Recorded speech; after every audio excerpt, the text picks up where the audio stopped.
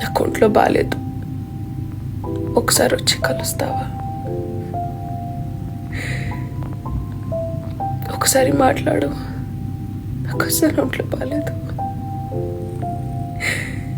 ఇలా ఎప్పుడైనా ఎవరినైనా అడిగావా?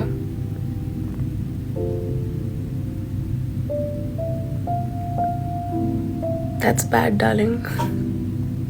నువ్వు అలా ప్రిటెండ్ చేయడం బ్యాడ్ అని అనట్లేదు, కానీ నువ్వు అలా చేస్తే కానీ వాళ్ళు నీతో మాట్లాడరు అనే సిచ్యువేషన్ చాలా బ్యాడ్.